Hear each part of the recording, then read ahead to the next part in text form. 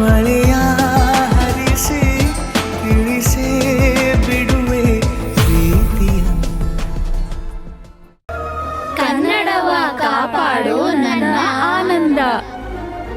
ಇನ್ನೊಂದ್ಸಲ ಹೇಳ್ತೀರಾ? ನಾನ್ ಹೇಳಿದ್ಮೇಲೆ ಹೇಳ್ಬೇಕು. ಕನ್ನಡಕ್ಕೆ ಹೋರಾಡೋ ಕನ್ನಡದ ಕಂದ, ಕನ್ನಡಕ್ಕೆ ಹೋರಾಡೋ ಕನ್ನಡದ ಕಂದ, ಕನ್ನಡವ ಕಾಪಾಡೋ ನನ್ನ ಆನಂದ. ಕನ್ನಡವ ಕಾಪಾಡು ನನ್ನ ಆನಂದ. ಸರಿ, ಇವಾಗ ನೀವೆಲ್ಲ ಆನಂದ, ಚಿನ್ನ, ಅಮ್ಮ ಈ 3 ಪದಗಳಿಗೆ ಸಮಾನಾರ್ಥಕ ಪದಗಳನ್ನ ಬರಿಬೇಕು. ಸರಿನಾ? ಸರಿ ಟೀಚರ್. ಓಹ್ ಅಜಯ್ ಅವರೇ, ನೀವ್ ಯಾವಾಗ ಬಂದ್ರಿ? ನೀವು ಕನ್ನಡದ ಬಗ್ಗೆ ಪಾಠ ಮಾಡ್ತಿದ್ರಲ್ಲ, ಆಗ್ಲೇ ಬಂದೆ. 1 ನಿಮಿಷ.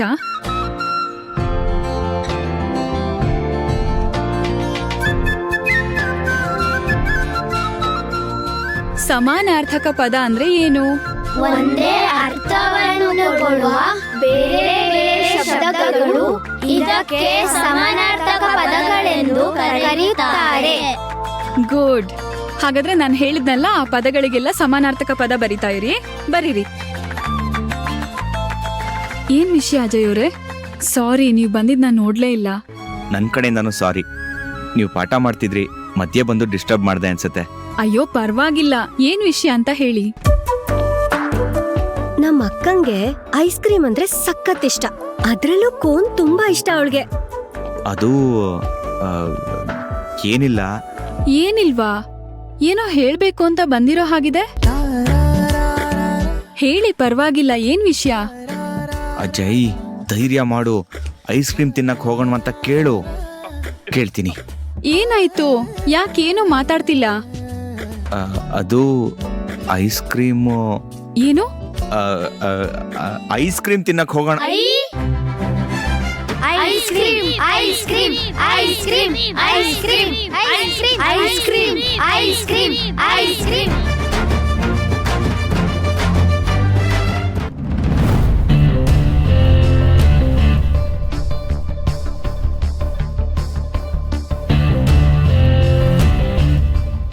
ನಿಶಾ, ನಿಶಾ ಪುಟ್ಟ, ಬಾಮ್ಮ ಊಟ ಮಾಡು. ನನಗ್ ಬೇಡ. ಬೇಡ ಅಂದ್ರೆ ಹೇಗ್ ರಜಾ? ಬೆಳಗ್ಗೆಯಿಂದ ಏನೂ ತಿಂದಿಲ್ಲ, ಕೋಪ ಮಾಡ್ಕೊಂಡು ಕೂತಿರೋ ಕಡೆನೆ ಕೂತಿದ್ಯಾ. ಹಸ್ವಾಗ್ತಾ ಇಲ್ವಾ? ನೋಡು, ನಿನಗಿಷ್ಟ ಅಂತ ನಿನ್ ಫೇವ್ರೆಟ್ ಕ್ರಿಸ್ಪಿ ಕಾರ್ನ್ ಮಾಡಿದೀನಿ. ಬಾಮ್ಮ ಊಟ ಮಾಡು. ನನಗ್ ಬೇಡ ಅಂತ ಹೇಳಿಲ್ವಾ?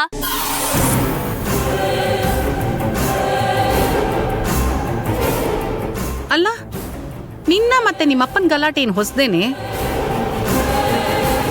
ನಿಮ್ಮಪ್ಪ ಯಾವಾಗ್ಲೂ ಅಷ್ಟೇ, ಹೀಗೆ ಏನಾದ್ರೂ ಒಂದ್ ಮಾಡೇ ಮಾಡ್ತಾರೆ. ಆದ್ರೆ ಅದನ್ನೆಲ್ಲ ಬಿಟ್ಟಾಕ್ಬೇಕಲ್ವಾ?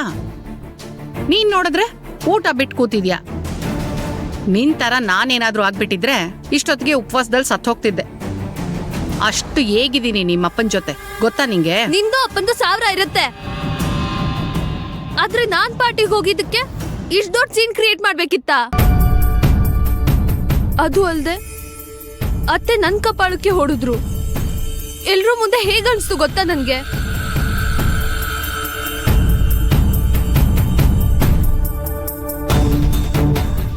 ನನಗೂ ಬೇಜಾರಾಯ್ತಮ್ಮ. ನಿಮ್ಮತ್ತೆ ಹಾಗೆ ಮಾಡಬಾರ್ದಿತ್ತು. ಮತ್ತೆ ಏನು ಹೇಳ್ದೆ? ಸುಮ್ನೆ ನೋಡ್ತಾ ನಿಂತಿದ್ದೆ. ಏನ್ ಹೇಳಲೆ ನಾನು? ಅವ್ರ ಹಂಗಲ್ಲಿ ನಾವು ಬದುಕ್ತಾ ಇದೀವಿ, ಮಾತಾಡಕ್ಕಾಗತ್ತಾ?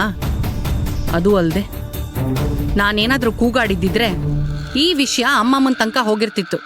ನಿನಗೆ ಗೊತ್ತಿದೆ ತಾನೆ, ಅತ್ತೆಗಿಂತ ಅಮ್ಮಮ್ಮ ಒಂದ್ ಕೈ ಮೇಲೆ ಅಂತ.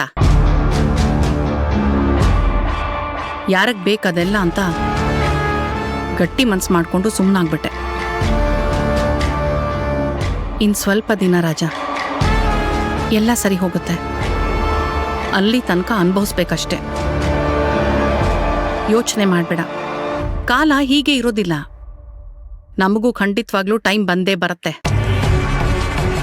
ಆಗ ತೋರಿಸ್ತೀನಿ ಈ ಶಕುಂತಲಾ ಅಂದ್ರೆ ಏನು ಅಂತ.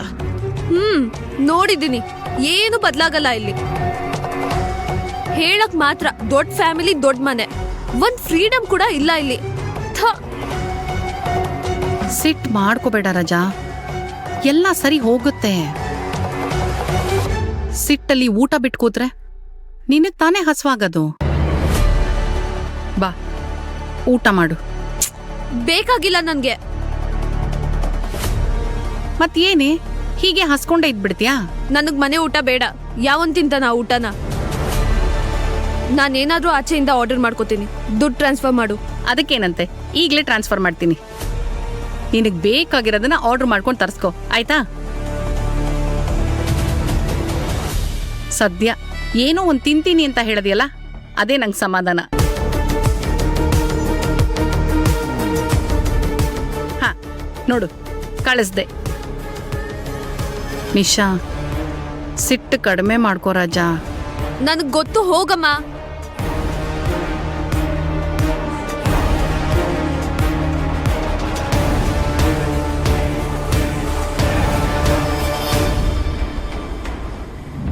ಅಮ್ಮಮ್ಮ, ನಿಮ್ಗೊಂದು ವಿಷಯ ಗೊತ್ತಾ? ನಿಮ್ಮೇಲೆ ಕೋಪ ಮಾಡ್ಕೊಂಡು ಕೂತಿದ್ದೆ ನಾನು. ಅಮ್ಮಮ್ಮ ನೊಂದ್ಕೊಂಡಿರ್ತಾರೆ. ಹಿರಿಯರ ಮನ್ಸನ್ನ ನೋಯಿಸ್ಬೇಡ. ನಿನ್ಮೇಲೆ ಅವರು ಪ್ರಾಣನೇ ಇಟ್ಕೊಂಡಿದ್ದಾರೆ ಅಂತ ಹೋಗಿ ಮೊದಲು ಅವ್ರ ಹತ್ರ ಕ್ಷಮೆ ಕೇಳು, ಅವ್ರ ಜೊತೆ ಮಾತಾಡು ಅಂತ ನನ್ನನ್ನಿಲ್ಲಿ ಕಳಿಸಿದ್ದೆ ಅಕ್ಕ.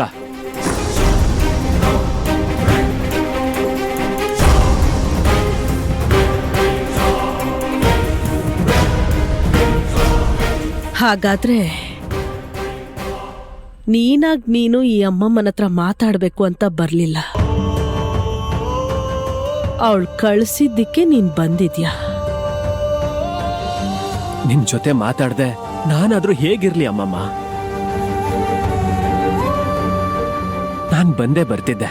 ಆದ್ರೆ ನನ್ನನ್ನು ಈಗ್ಲೇ ಇಲ್ಲಿಗೆ ಬರೋ ತರ ಮಾಡಿದ್ದು ಅಕ್ಕ ಅಂತ ಹೇಳ್ತಾ ಇದ್ದೀನಿ ಅಷ್ಟೇ.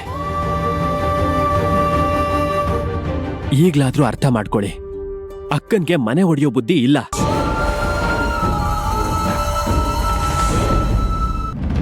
ಆ ಬುದ್ಧಿ ಇದ್ದಿದ್ರೆ ಇದೇ ಸಂದರ್ಭ ಇಟ್ಕೊಂಡು ನಿಮ್ ಬಗ್ಗೆ ಇಲ್ದೇ ಇರೋದ್ನೆಲ್ಲ ಏನ್ ಬೇಕಾದ್ರೂ ಹೇಳ್ಬೋದಿತ್ತು ಅಲ್ವಾ? ಹಾ, ಇದನ್ನೇ ಕಣೋ ನಯ ವಂಚನೆ ಅಂತ ಹೇಳೋದು. ಅವಳ ಮಗುನು ಚಿವುಟ್ತಾಳೆ, ತೊಟ್ಲೂನು ತೂಗ್ತಾಳೆ. ನಿನಗದ ಅರ್ಥ ಆಗ್ತಿಲ್ವೋ? ಅಮ್ಮಮ್ಮ, ನನಗೆ ಅರ್ಥ ಮಾಡ್ಕೊಳ್ಳೋ ದೊಡ್ಡ ಮನ್ಸಿಲ್ಲ ಅಂತ ಅನ್ಕೊಳ್ಳಿ, ಅಥವಾ ನಾನ್ ದಡ್ಡ ಅಂತಾನೆ ಅನ್ಕೊಳ್ಳಿ. ಆದ್ರೆ ನೀವ್ ಅರ್ಥ ಮಾಡ್ಕೋಬಹುದಲ್ವಾ?